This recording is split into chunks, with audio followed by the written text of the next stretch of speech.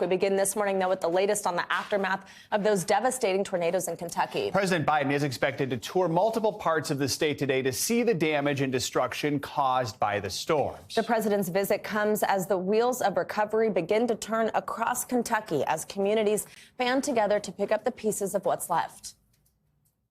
It is extremely important right now for neighbors helping neighbors. You know, this is a special place.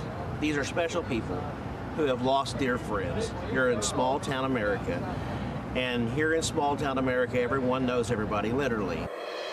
And now what we're seeing is the goodness of the people in this town, but also the goodness of people outside of this town, across the United States. I've had people coming from New York, Florida, Alabama. NBC News White House correspondent Monica Alba is helping us cover the president's trip to the state today. So, Monica, we know the president will be on the ground in Kentucky this morning to survey the damage firsthand. Where is he expected to visit today? What's the main purpose of the visit? Well, the president is going to make a couple of different stops, Joe. He's going to first be going to Fort Campbell to get a briefing on these devastating storms. And then he's going to be visiting, of course, these communities that were so hard hit, Mayfield and Dawson Springs specifically, where he will be traveling, meeting with local officials. Of course, the governor of Kentucky, who he's been in regular touch with over the last couple of days since those storms hit on Friday night.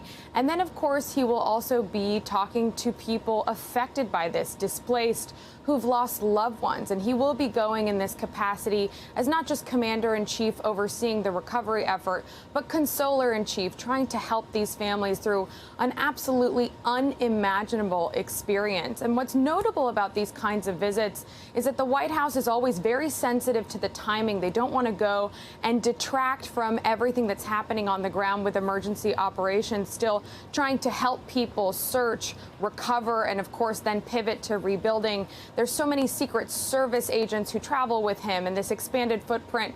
They don't want to, again, take away from any of that. So this was at the request of the officials on the ground. And the president said he just wants to go to help however he can and to remind people that the White House and the federal government will be with them for as long as it takes in this effort.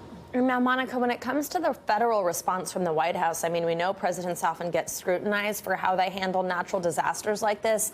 Has President Biden stated how involved he wants to get in the response, or is he deferring to Governor Andy Beshear and local leaders for this recovery effort?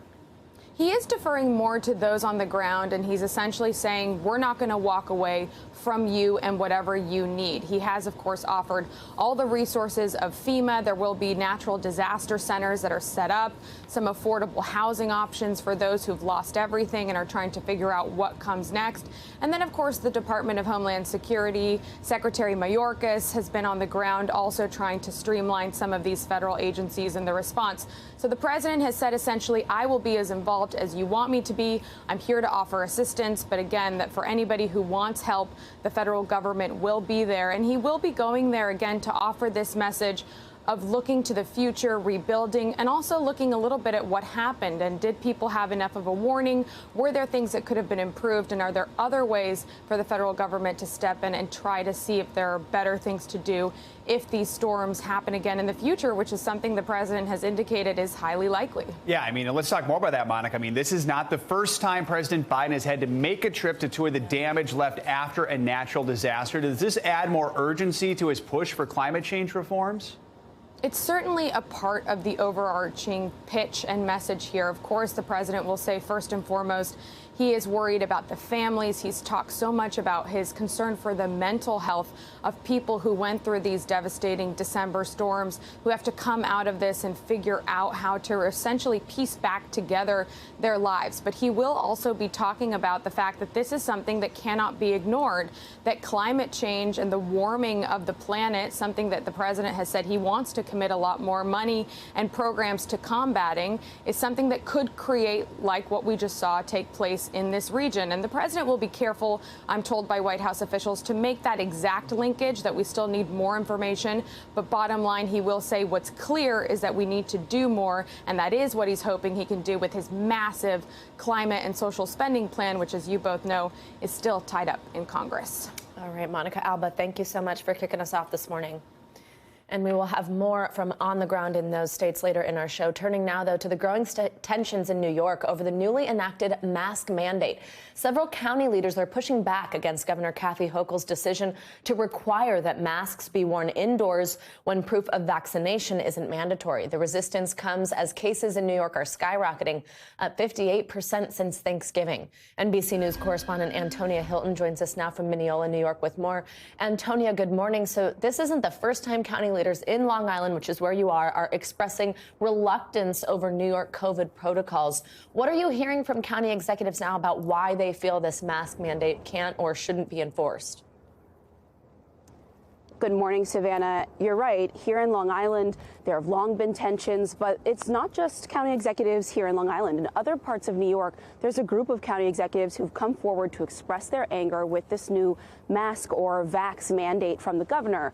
And their concerns really center around resources. Consistently, as I've spoken to them, they've told me that they feel their resources in terms of public health are right now really stretched thin and focused on vaccination. One county executive told me that he's had to pull in workers from other departments who don't have backgrounds in public health to run vaccination clinics, for example. And so he said, theoretically, that means he has to pull some of those folks to now start going by businesses, monitoring to see who's complying, and potentially leveling fines against small businesses in the midst of the holidays. And frankly, that's a position that these county executives say they don't want to be in at this time.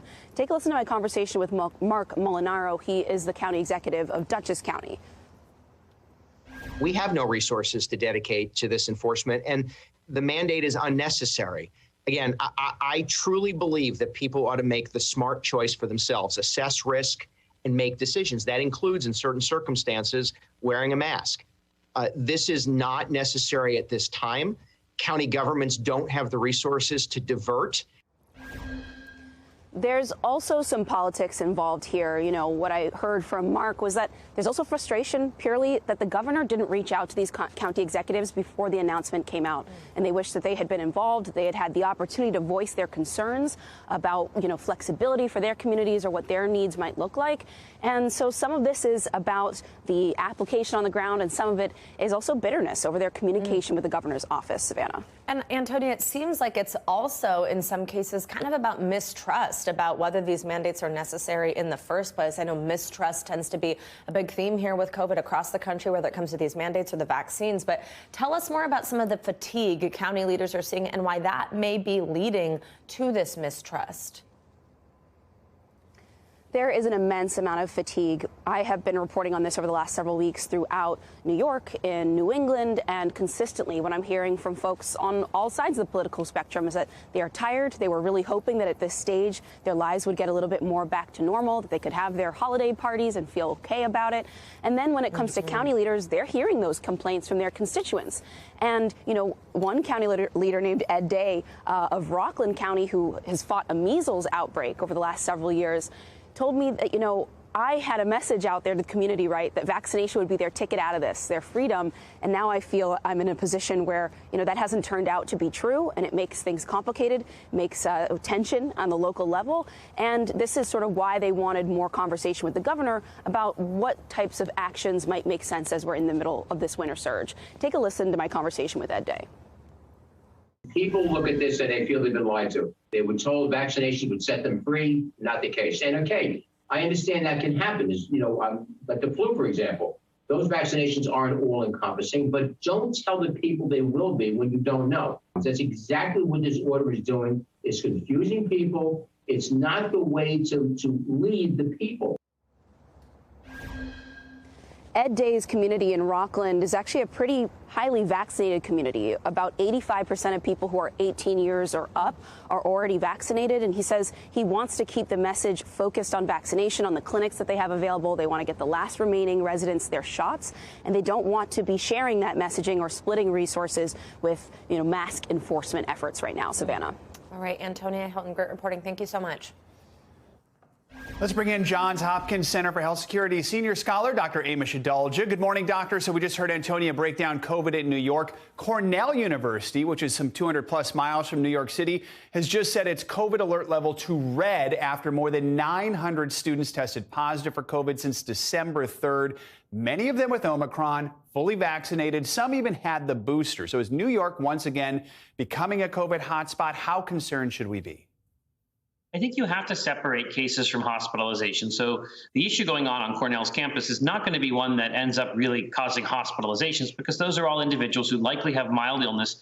Cornell is a place where there's a vaccine mandate. My brother is a professor there. It's interesting the way these universities have responded to it, because I don't really see off ramps for what they do there. And I think there's one thing if you're going to suspend classes because it's become too disruptive because too many people are on quarantine. But I think we've got to get to a point where we realize COVID-19 is going to ebb and flow. There's going to be spikes. We're going to have this issue for a long, long time. And the goal is to keep those cases from turning into hospitalization. So we've got to look at what's going on when you see cases and not just automatically assume this is like January of 2020, because we have a lot of tools, we have a lot of knowledge, and the goal really is to keep people out of the hospital. Now, the World Health Organization says it's worried we're underestimating the impact that Omicron will have on our healthcare system, even if it is suspected to be less severe than the Delta variant.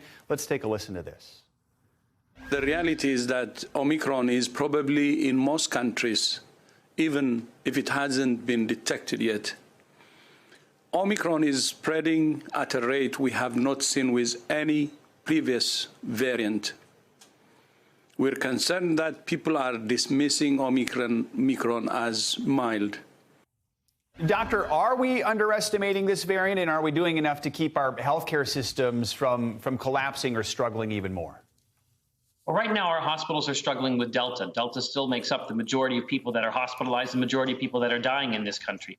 Omicron is going to come, and specifically for those people who are not vaccinated, it is going to infect them, and it is going to, if they're at high risk, land them in the hospital. And I think that's what we have to think about, because when you look at the Pfizer vaccine data, 2 doses is sufficient to protect you against hospitalization. And I think that's good news, but we still have about 60 million people who are eligible to be vaccinated who are not. And some of those people have high-risk conditions. So that's what our messaging, that's what we have to really focus on, is getting the number of susceptible people down by getting first and second doses into people. And I think that's going to be the challenge as we face Omicron or any other variant, is that swath of the population that has not been vaccinated, that is high risk for hospitalizations. They are what are holding our hospitals hostage. That still remains a huge priority 1 year after the first vaccine shots were given out. All right, Dr. Amish Adalja, thanks so much. Appreciate your expertise. To Capitol Hill now, where the House voted overnight to hold former Trump Chief of Staff Mark Meadows in contempt of Congress. This comes after he refused to answer questions about the January 6th insurrection. The Department of Justice will now consider a possible criminal charge. Speaking during the debate yesterday, Committee Chair Benny Thompson accused Meadows of being part of a cover-up. If you're making excuses to avoid cooperating with our investigation, you're making excuses to hide the truth from the American people about what happened on January 6th. You're making excuses as part of a cover-up. And if you echo these excuses, if you base your arguments on these excuses, if you adopt these excuses as your own to explain why you won't take action, then you're part of that cover-up too. NBC News Capitol Hill correspondent Ali Vitale joins us now, of course, to break this all down. Ali, good morning. So Committee Vice Chair Liz Cheney was one of only 2 Republicans who voted in favor of this. And during last night's debate, her key arguments really centered on these thousands of documents that Meadows himself handed over before he stopped cooperating. So tell us what she focused on in that debate. Yeah.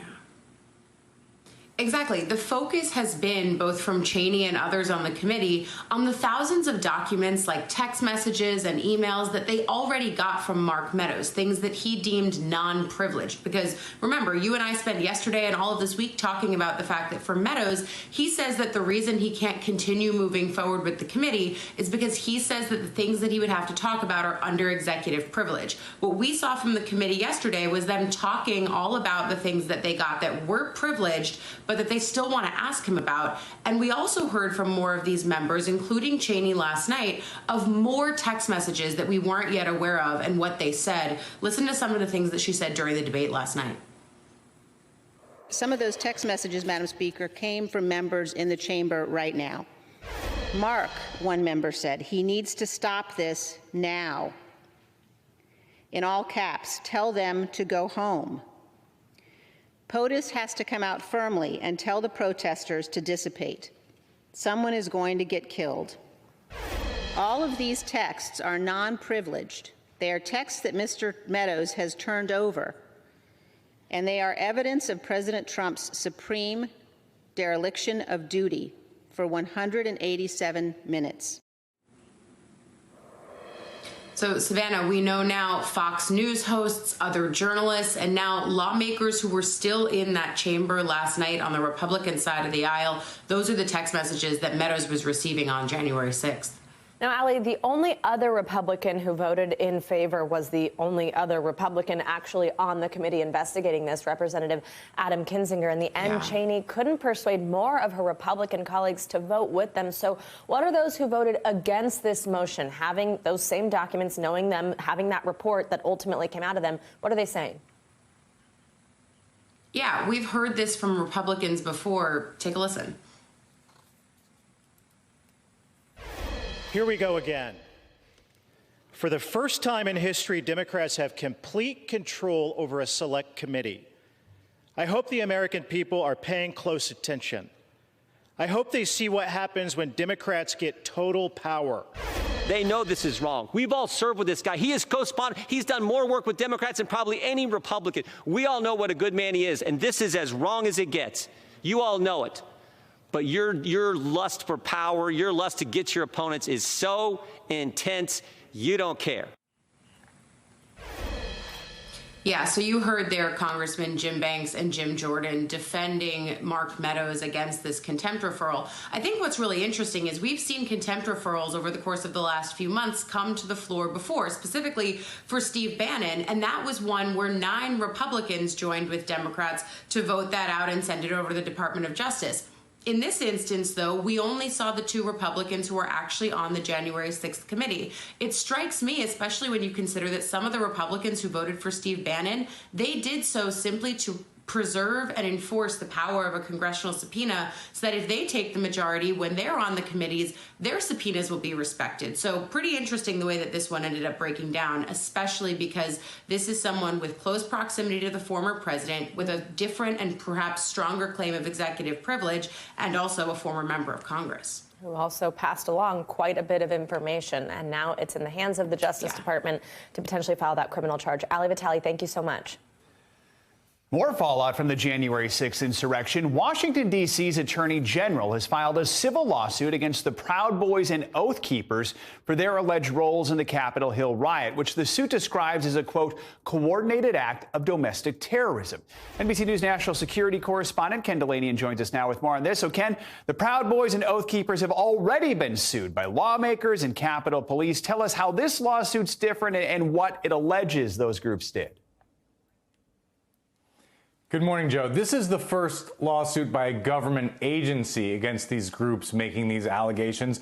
And what it alleges is that these groups and these individual defendants conspired to disrupt and hinder through violence the peaceful transition of power through essentially an act of domestic terrorism.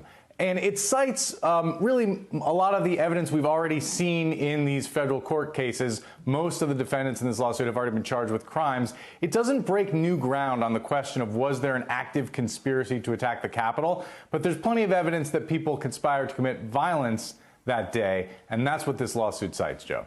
So, Ken, if they are found guilty, how big of a financial penalty might we see? Is there any indication they could even afford to pay up? That's a great question. So in the Charlottesville case, using this similar 1871 Ku Klux Klan law, there was a $26 million verdict of damages against those various defendants. So the damages here could be gigantic, really. And the Attorney General of Washington, D.C. said it would be fine with him if it bankrupted these far-right organizations. That's, in many ways, the goal here, Joe. All right. Ken Delaney and Ken, thanks so much. Appreciate it. Time for a check on your morning news now. Weather? Oh. Maybe. Or maybe Bill not. There's Bill. That was interesting. Hi, Bill. I just played a little joke. There's the usual family squares. Ben wanted to see, or Bill wanted to see if we noticed color bars were up instead of him. Exactly. Good job. You guys are paying attention this morning. That was your quiz for today. Everyone needs to pay attention yes. Everyone needs to pay attention in the middle of the country. This is going to be a very dangerous weather day, unfortunately.